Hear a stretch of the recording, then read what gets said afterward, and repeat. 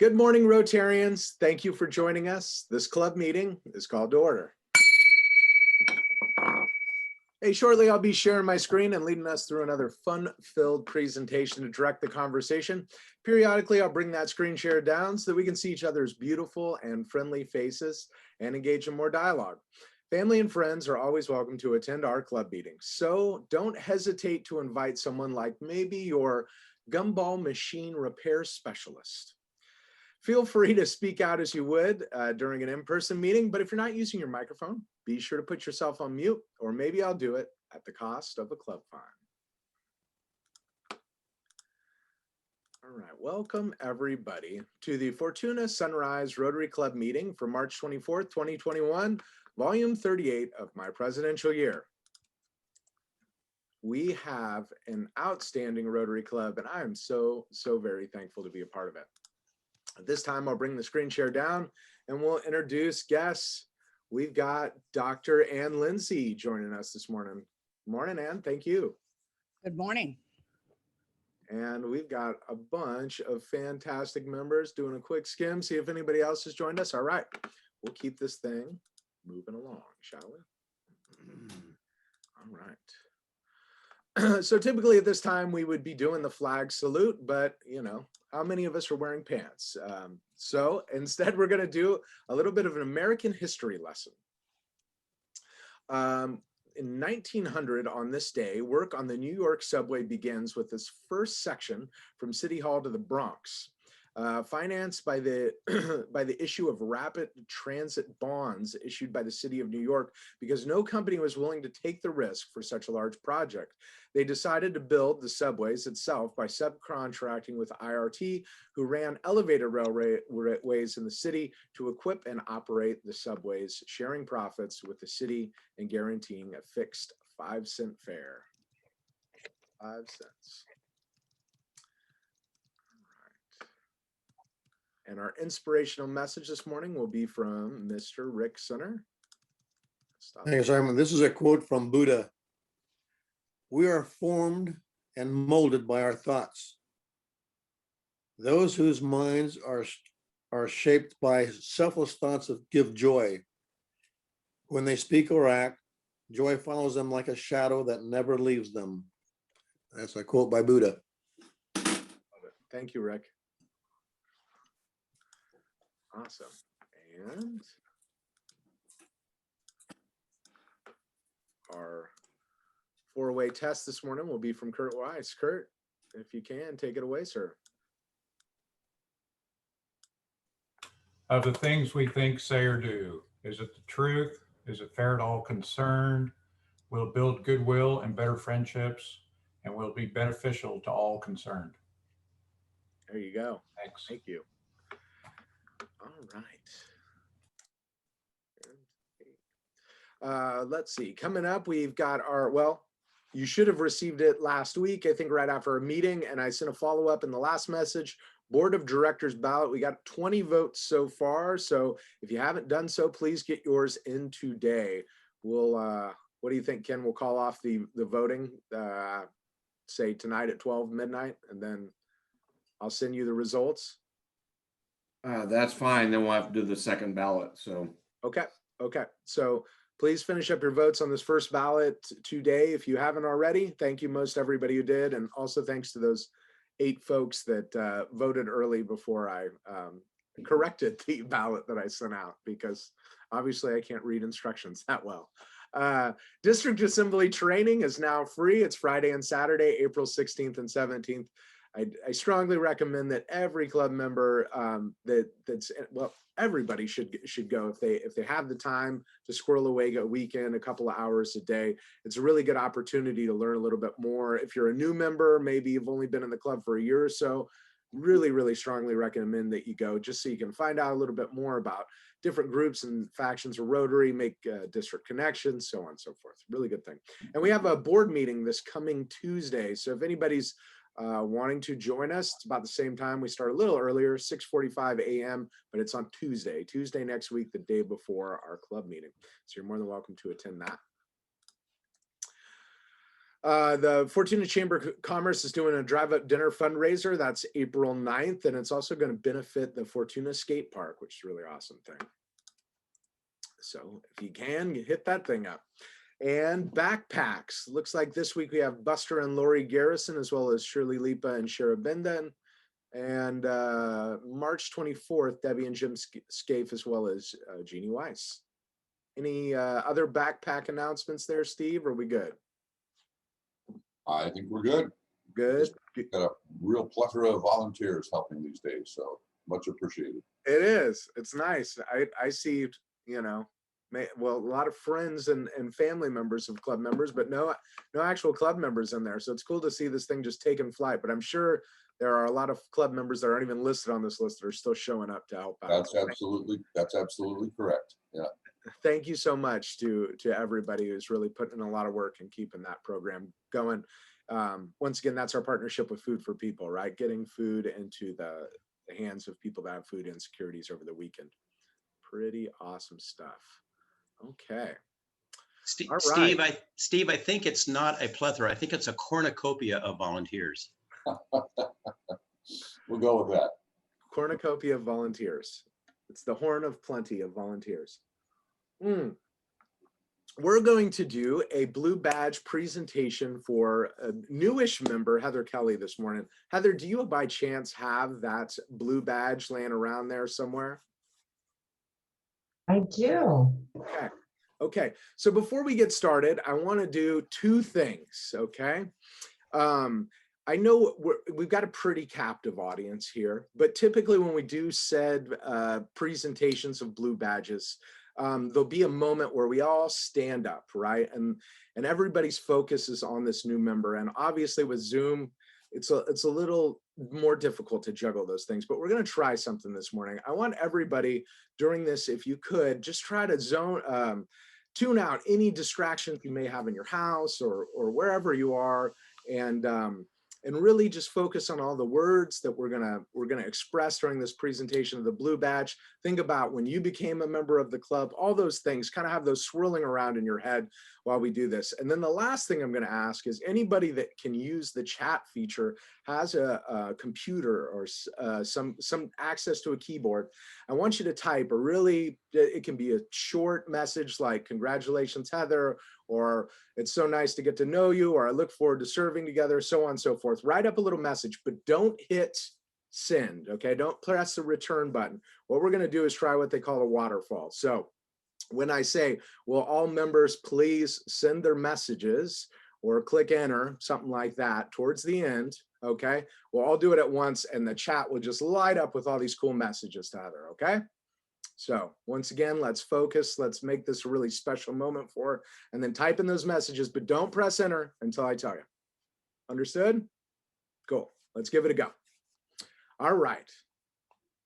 Heather Kelley, you were approved by the members of the board of the club to hold an active membership in the Rotary Club of Fortuna Sunrise.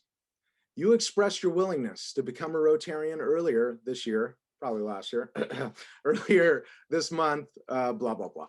Your induction ceremony and pledge to abide by the principles, responsibilities, obligations to Rotary in your personal and business professional life. Membership in Rotary is an honor and a privilege and has corresponding obligations to live by the objects of Rotary, the motto of service above self, and the four-way test. When you were inducted, you received your red badge and embarked upon the path of accomplishing the requirements established by this club to receive your blue badge. Those recommendations include attending a meeting of the Fortuna Sunrise Rotary Club Board of Directors, visiting another Rotary Club, and giving a craft talk. You remember that. That was fun. These steps to your blue badge are established to help you get to know this club, its members, its board, and for the members of this club to get to know you also. Congratulations on having successfully completed all those requirements. All right, right now, I'm going to ask all the members of the club, if you have, press that return button. Let's waterfall her with all kinds of cool words. There they are. They're lighting up the chat. Fellow Rotarians, please help me in supporting Heather Kelley In the name of the Rotary Club of Fortuna Sunrise, it's my greatest pleasure to present you with your blue badge for membership in this club. Heather, please place the blue badge on yourself. All right, and I'll pretend like I'm pinning it on your lapel. There you go. Awesome. Thank you so much. And then if you get a chance, Heather, take a look at the chat. There's a whole bunch of messages in there for you. Awesome. You guys are outstanding. Great. That was great. We did an awesome job. First waterfall there. Hey, but look here. Look here. You didn't think I'd let you off that easy. Let's see. Give me a second here. Heather Kelley. So Heather, can you tell me a little bit about this picture here? I'm curious. Well, when I got my blue badge yesterday delivered, I was, perfectly surprised that you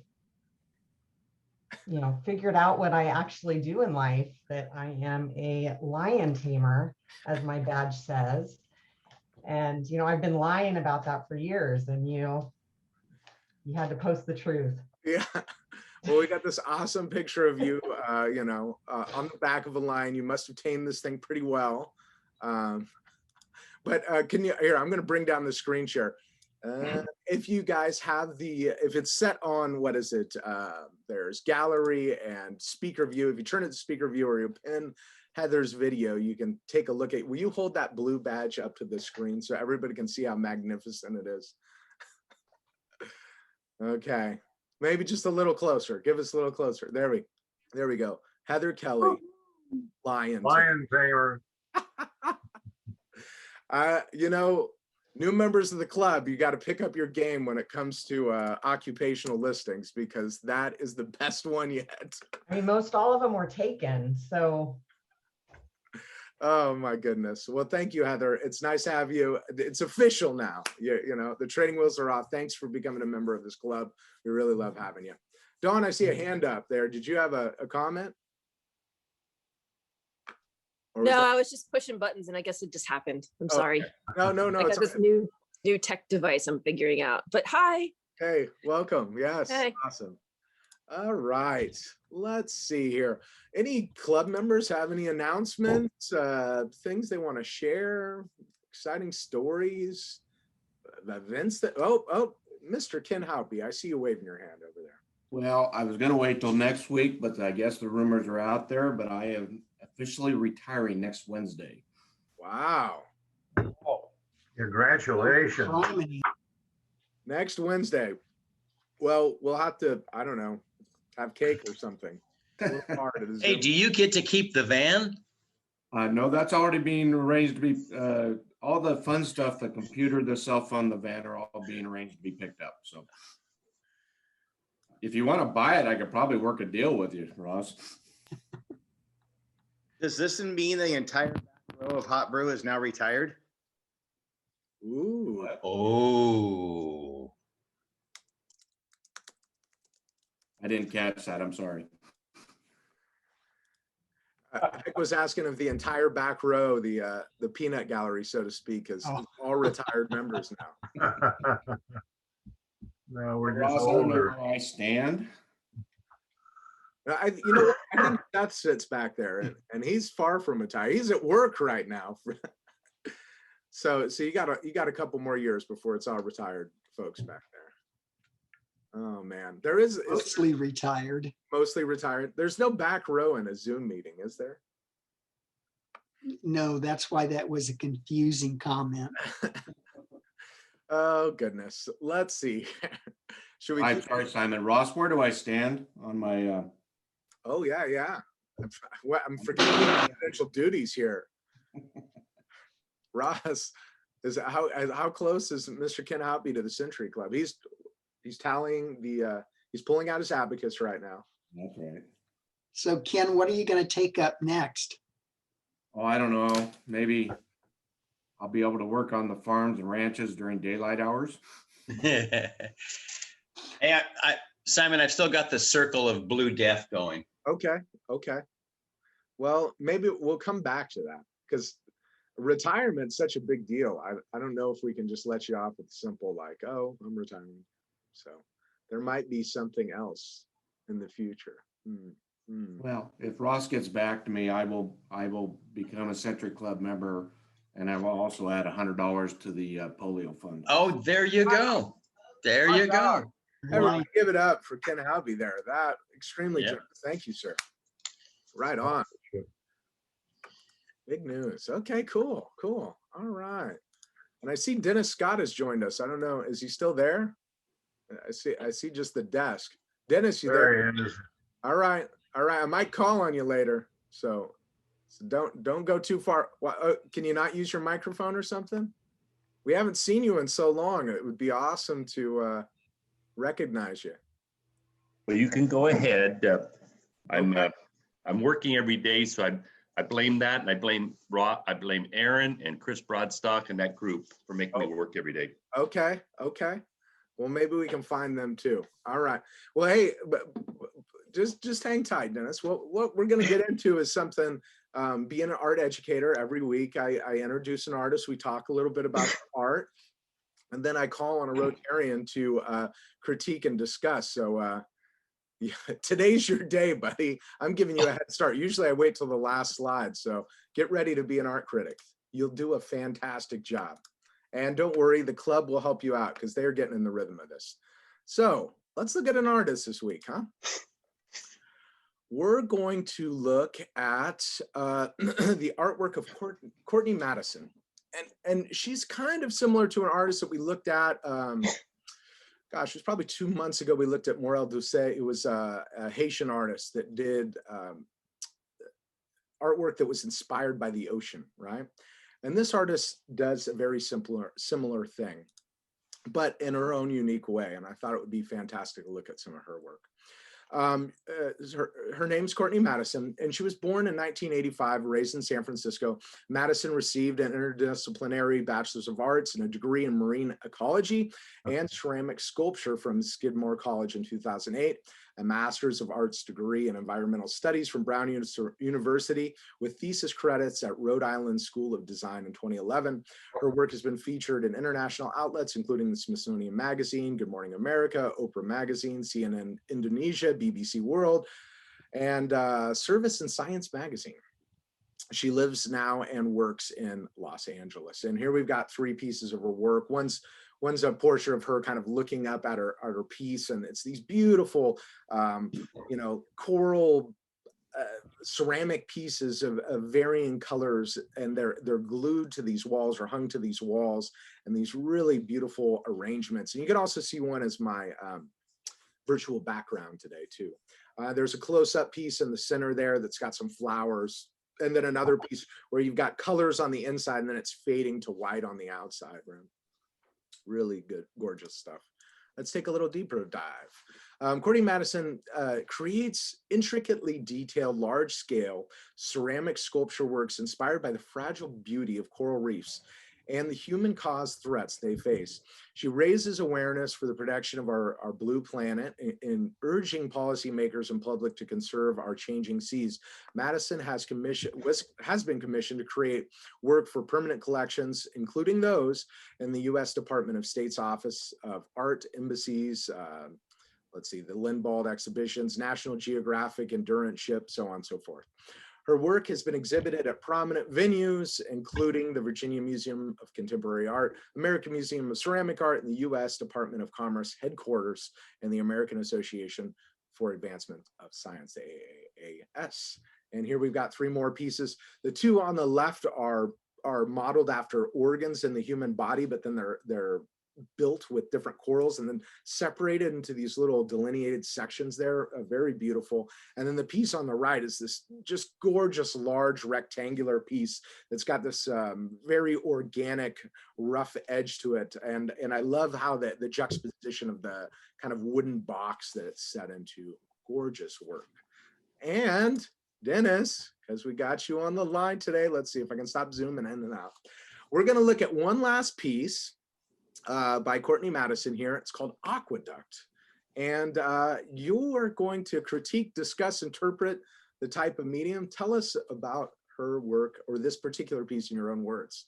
Give it a go, my friend. Give it a go. Okay, I'll give it a go. Okay.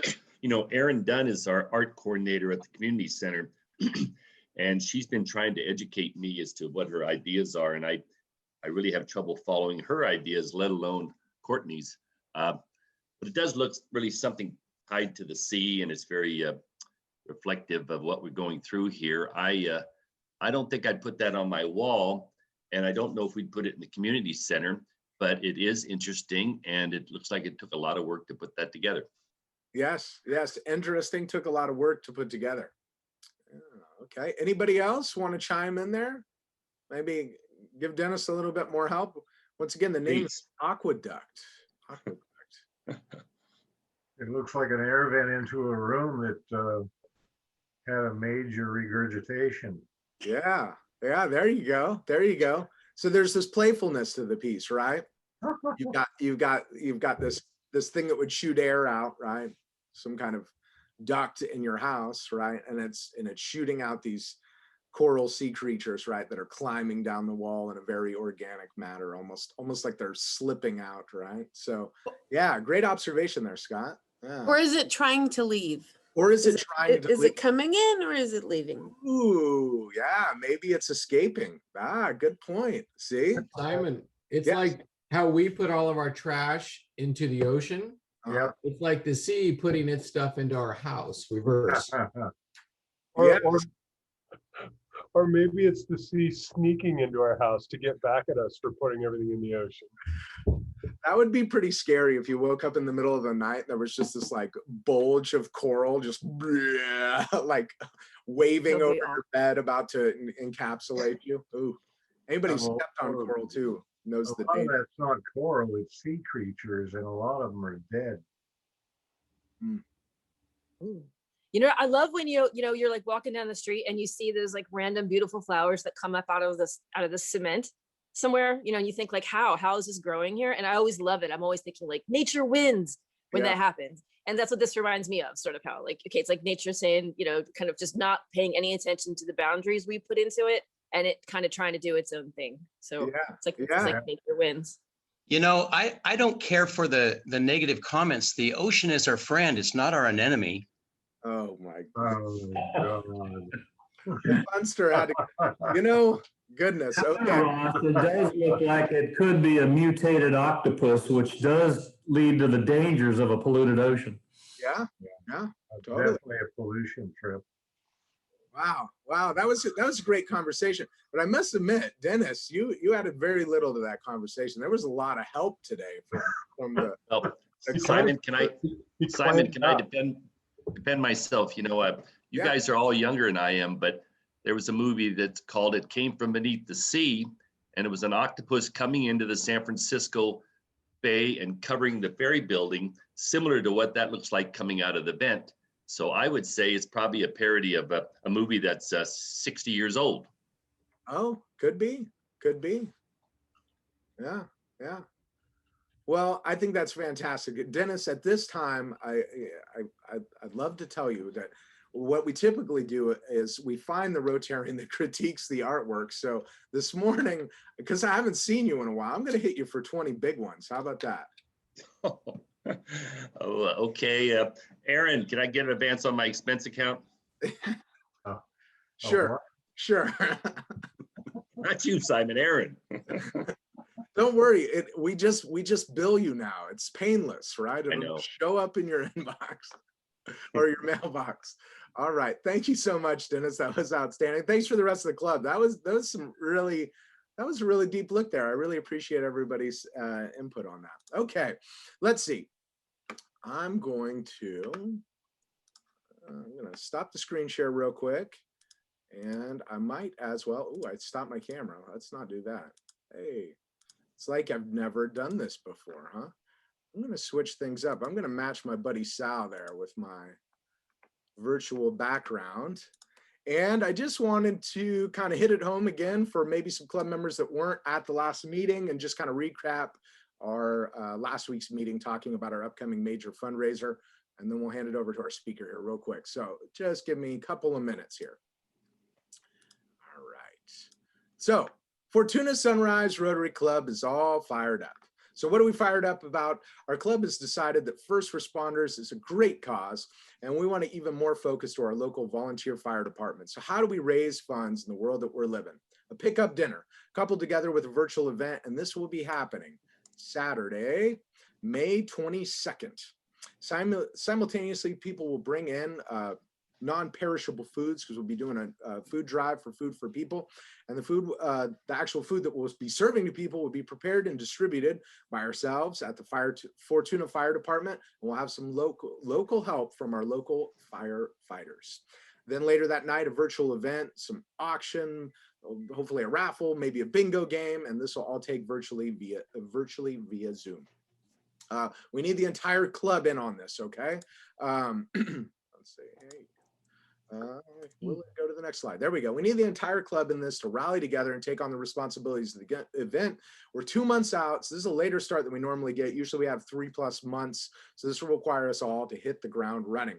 We have 5 committees right now that will work together to make this event a success. So those groups are our auction sponsor crew. Right now we've got Chris Broadstock, Don Jewett, Ross Raleigh, John Sapper and Angela Johnson as members of that. We could use a couple more. So if you didn't sign up last week, kind of hold your breath here as I go through them. And if there's something that you're interested in, please let me know. The food crew, we've got 2 chairs of that. The duo team, Don Watkins and Heather Kelley, as well as a really super group. We've got Steve Garrison, Don Winterhome, Sal Kenichi, Walt Giacomini, Seth McGrath, and Angela Johnson. Let's see, admin pre-sale crew. I think we've got enough folks there. We've got myself, we've got Carrie Anderson, Don Watkins, and Frank Ramos. Marketing presentation crew, probably could use another person or 2 maybe, and that is myself, Ross, and Penny Frigeau. And we have a canned food drive, and the chair for that's going to be Aaron Dunn, teamed together with Kurt Weiss and Rick Center. So if there was anybody that wasn't here last week and would like to get in on the action, please let me know. You can hit up the chat, turn off your mic, whatever the case may be, and we can make that happen for you. Get you on a list. And then hopefully, let's see, later today or tomorrow, I'll send out individual emails to those groups, kind of a thread to start conversations you can talk about when you're going to meet. And then I'll be, if I'm not in that group, I'll be a fly on the wall in those email conversations so I can see the conversations that are going back and report to our group. Our committee that kind of dreamed up this idea and has been thinking about it has been meeting every Friday. And folks that are on that committee, do you want to continue meeting every Friday up until the event? Show of hand. Yes. Okay. Okay. So just plan on it. Same link, and I will shoot out an email. I know it's a little late on the email send out last week, but anybody else been thinking about it? Okay. Okay. Super. Well, we keep getting fired up as things come closer. Let's see here. And I think at this time, I'm going to pass it over to our program chair, Aaron Dunn, who will introduce this week's program. Aaron. Yes, thank you, President Simon. It's my pleasure today to introduce our speaker, Dr. Ann Lindsay, and she's with Life Care Humboldt. Dr. Lindsay was our Humboldt County Public Health Officer from 1993 to 2011 and is currently president of Life Care Humboldt. Life Care Humboldt is a nonprofit formed to plan, build, and support a life plan community in Humboldt. Life plan communities, also known as continuing care retirement communities, offer older adults, like many of us, independent private residences, shared dining and fun activities, healthcare management, assisted living, and memory care, all rolled up into one location. It's not an option right now in Humboldt County, and local residents have moved out of the area to find life plan communities, leaving behind family and friends and long ties to the community. When this happens, we lose their commitment to community organizations, their skills, historical knowledge, and financial resources they offer. Led by Dr. Lindsay and a board of committed community leaders, Life Care Humboldt is looking at a 15+ acre site in McKinleyville and Arcata to create a campus-like residential setting. And to tell us more this morning is Dr. Ann Lindsay. Welcome. Great. I thank you very much, Aaron. And I've never been to I've been to a lot of Rotary meetings as a health officer and Life Care Humboldt, and I've never had one with an art critique. I love it. But are you going to allow me to share screen? Yes, yes, I've got it set now. It should be good to go. Okay. Here we go. I have some pictures. Okay. There we go. So, Aaron, thank you for the introduction. And I want to say that that where context that we're working at is that the Humboldt County Housing Plan has mentioned or noticed that the growing population of elders may be the largest housing challenge facing the county in the coming years. And we're far behind on the number of housing units we need to build in order to accommodate the population here. And as Aaron said, that life plan communities offer continuing of living situations for residents all in one location. And currently the alternatives, people to move to Medford or Santa Rosa or beyond, leaving behind their community and their friends I must say, I realize over the years, I've realized that you and Fortuna are really an amazing community and kind of self-contained in many ways. And I apologize for we've looked at 15 or more sites and landed on one in Arcata and one in McKinleyville. And I hope that you all in Fortuna realize that moving to Arcata or McKinleyville is a lot closer than Medford or Santa Rosa. Okay, where we go? I want my next slide. So what are the alternatives? And a lot of people I've talked to in getting involved with this think they'll be able to find a caregiver to move in with them. And it's easier said than done. It's hard to find somebody you trust and get along with and has the right skills to help you. And your family members may live far away, or maybe they're not good suited to be caregivers, or they can't afford to take time off from working. So, caregivers, to hire a caregiver can be quite expensive, up to $20,000 or more a month for 24-hour care. And not only that, it makes you into an employer when you have to do the payroll taxes and with all of that is just at a time in your life and your family's life where you don't really want to take on that kind of responsibility. We have a number of assisted living facilities in Humboldt County, and I'm very appreciative of them being here. They can cost $3,000 to $6,000 a month.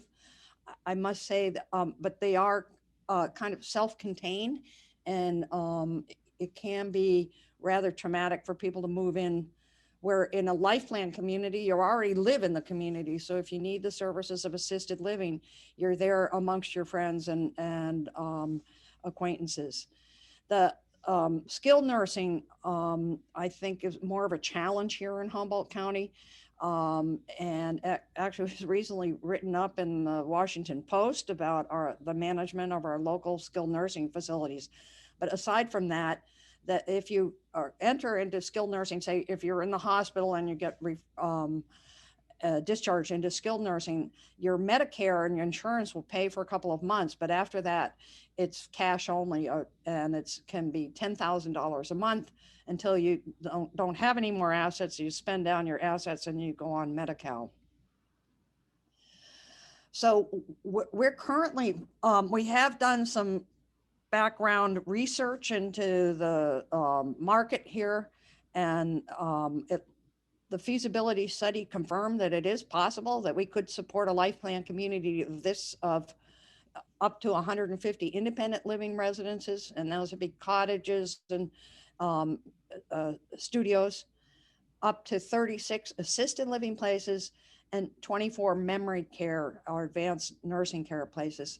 And the kind of memory care we're looking at is called a greenhouse model, where it's not an institution per se. It's a 12-bedroom house, and every resident gets your own bedroom and bathroom. And then there's a common living room and a kitchen area, and all the residents participate in the functioning of the household to their ability.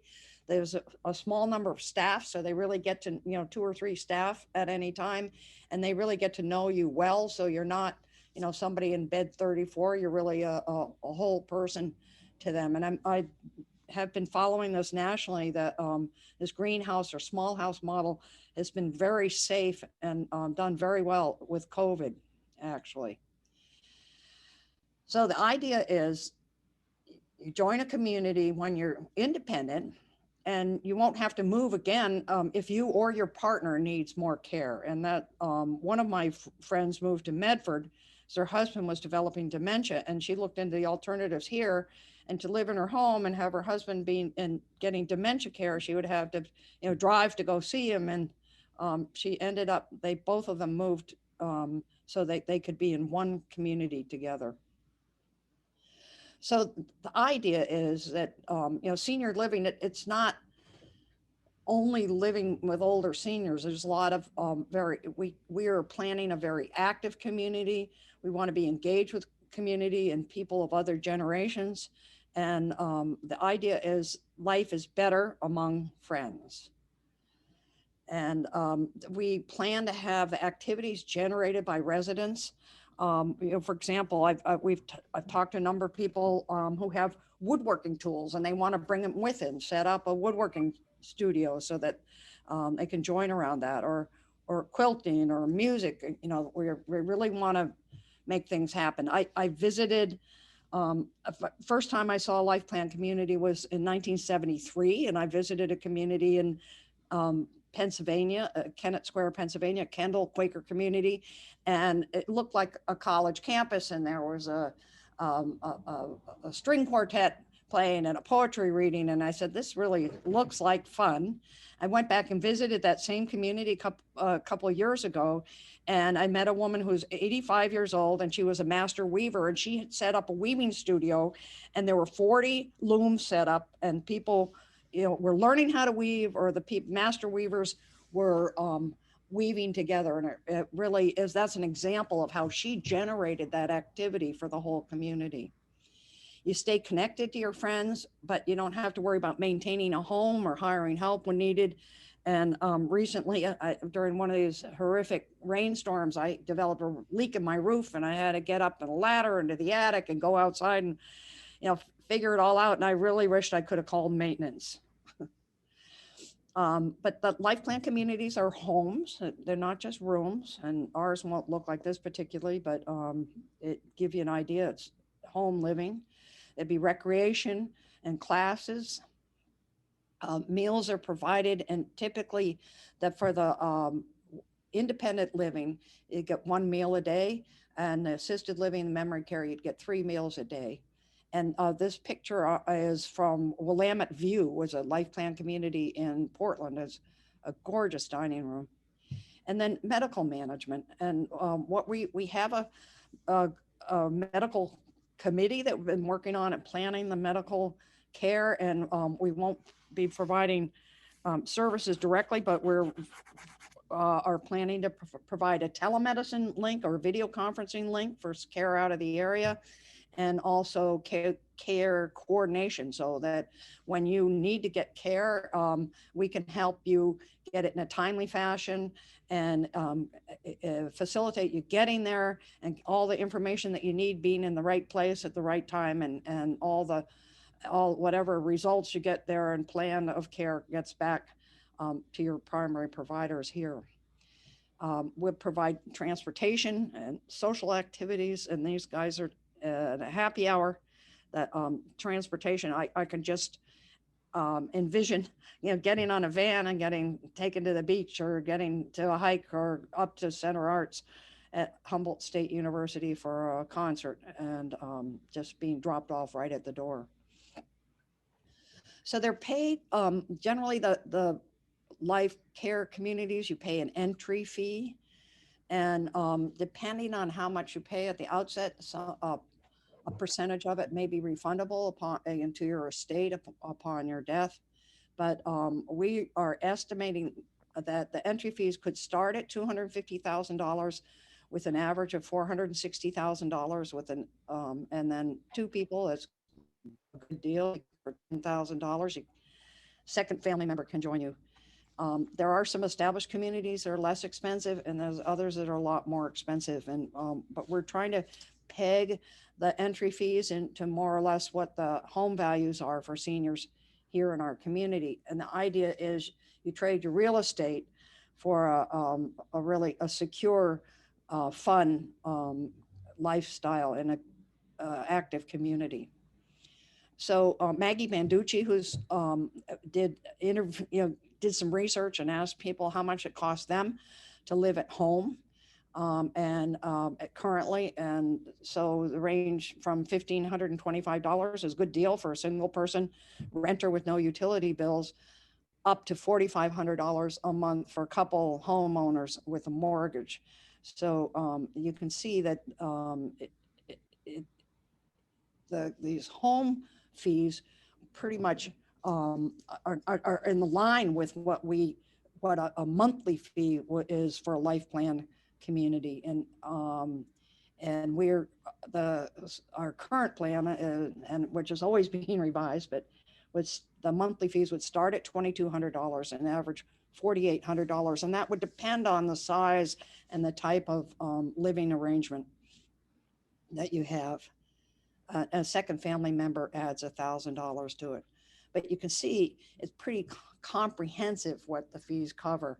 And it includes your rent, utilities, cable, internet, and we like to say tech support, because for those of us, we've learned since COVID that the tech support is really important. And, all the way up to, lawn care, maintenance, garbage pickup. So we now have a chance to design our own life plan community here, and a place that would reflect our Humboldt County history and needs. And I urge you all to go to our website, lifecarehumboldt.org, and there's a design survey at which we've had 325 people fill out the design survey. And in coming months, we're actually going to be working with architects to put a community together, and we really want people's input. And so we build what people here want. And so I encourage you to fill out the design survey there. Our values are independence, community, lifelong learning, culture, wellness, fun and generosity, inclusiveness, healthy lifestyle, personal and financial security, environmental sustainability. And I want to say a word about that personal and financial security. I mean, a lot of people feel like they need to pass their home on to their children. And actually, when you enter a life plan community, a lot of times the children have a complete relief in that you're taken care of. It's not going to be a flail if you fall and break your hip, or you need extra help and they can't find a way to get you the help you need. We are our nonprofit, a 501c3, tax exempt. We have volunteer leadership, board of directors, and Patty Berg, who was one of the founders of the Area 1 Agency on Aging and served as our assembly member for a number of years. Mark Chatton was the IT director at Redwood Capital Bank. Kirk Gerard is a former director of planning, Humboldt County. Pat Gersick is a nurse practitioner who's actually dean of health professions at College of the Redwoods and has been involved with the HSU nursing program. Greg Orsini was a director of community services district at McKinleyville and has retired. Joanne Shook is one of the organizers she's actually interior cabinet designer, but she was one of the founders of the Redwood Coast Village, which is a volunteer group of seniors supporting seniors. George Williamson is a planner and has a private business in Arcata. And Joyce Hayes was just joined our board, and she was retired, but she's been the director of the Senior Resource Center. And we have a number of a launch is our fundraising program, but these are fundraising volunteers, and they're doing a great job. So we're working on a model to make entry fee and monthly fees affordable for mid-income seniors. And we may actually, you know, as time goes on, one of our dreams is to have a companion foundation to offer financial assistance to people who've had jobs in the service or in the arts in the community and haven't really accumulated the assets to move in. Actually, another one of our plans is we want to have a 3 or 4 acre farm so that we can eat well, locally employ a farmer instead of a food service. And, you know, that's been a consideration in our site investigations. And we're going to have to, the whole project is going to be upwards of $100 million, but we have to get into, you know, $8 million to get ready to get for the low interest bonds. So we believe that Life Care Humboldt's good for individuals, but it's also good for our whole community. And we hope you all can support it. Even if you wouldn't consider moving in at the moment, it'd be great to have it here. And to provide secure, accessible homes for seniors, supporting seniors as they age, it open up housing stock. And right now, usually there's 600 houses for sale in Humboldt County. Now there's 130. It provide good jobs and keep valued and love people close to their friends and family. So here's our website. You can see who supports us. You can sign up for updates on our website and complete the design survey, check out frequently asked questions, tell your friends, host a house party. You can invite people over, and actually we were doing it all by Zoom, but you and your friends can hear about Life Care Humboldt, get your questions answered, volunteers and donate. Our goal is to raise $300,000 by the end of July, and that will pay for, you know, site selection, development consultant, architect, and a design process. So that's it for my slideshow. And I wonder if you have questions.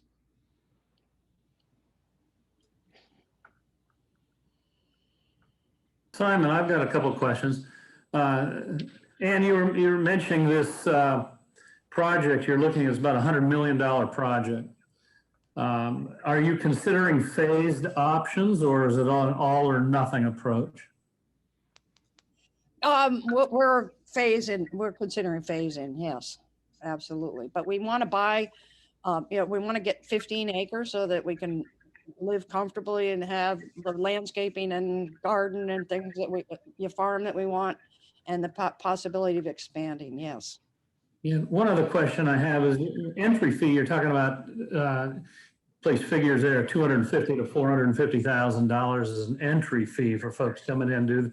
Do these residents, quote, own a share in these properties where they can sell it at a point in time if they need to, or is that just upfront and go to the nonprofit?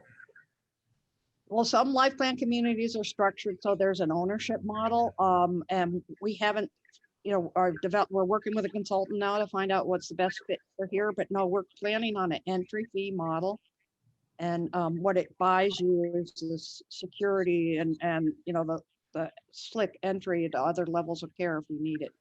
So no, it's not ownership, and but if they also can structure it so if you pay more in the beginning, then there's money left over. You know, your estate gets money back when you die. So in a sense, it's like home ownership in a way, but without the your heirs don't have the burden of having to sell your home. Thank you.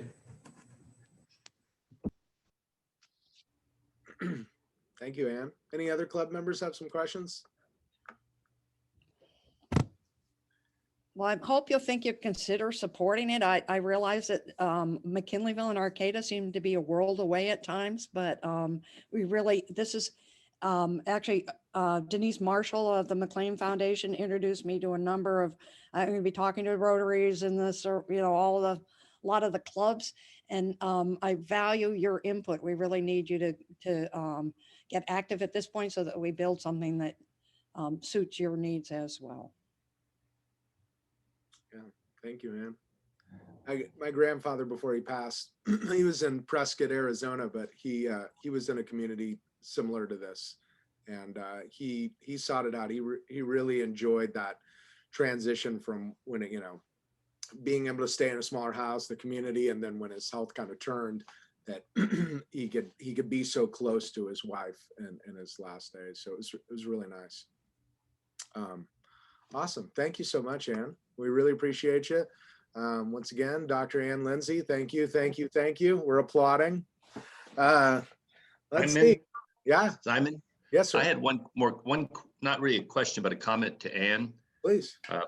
And the PACE program is really, really important to this county, and Humboldt Senior Resource Center has got a waiting list of 40 to 50 people in the Eel River Valley right now when they reopen the center to come into the PACE program at Humboldt Senior Resource Center. This is not really competition, but we're really pushing the PACE program, and HSRC is actually considering some senior housing on our site to provide housing for seniors that they could use the Humboldt Senior Resource Center facility. It is really important to have the PACE program also. This is different than the PACE program. The PACE program doesn't have the kind of costs you're talking about here, but we really need to take care of the seniors, which we all are part of the seniors, and the PACE program can't really be pushed to the side because it's so important and critical to help this valley. The PACE program is fantastic, and it's actually Dr. Heidemann and Tim Haskett are advising Life Care Humboldt about how to keep people out of skilled nursing, and we talked with them about having affiliating with PACE program. The PACE program serves it focuses seems to be on low income seniors, and I'm a real supporter of PACE, and we want to see if we can integrate that kind of service into Life Care Humboldt for all of the residents and the people in the northern part of the county as well. So yeah, congratulations on, you're making great moves for seniors in Fortuna. The PACE is a super program. I think the thing you're saying about integrating, we need more than just the PACE program, but the PACE program, we're really pushing hard to make sure that that's for all of our seniors, but the low income for sure, that can stay in their homes. Thank you. Great. Thank you. All right. We're going to do a raffle, or a drawing, I should say, and you could win funds that you couldn't even count with this. 65 of them. 65. Potentially millions. Potentially. Okay, so first I will draw a ticket with a name on it. And this morning we've got Dr. George Judula. We got 3 doctors in the house today. I love it. Dr. George, what are you gonna win? I don't know. Anything. Oh man. This is the fine master ball.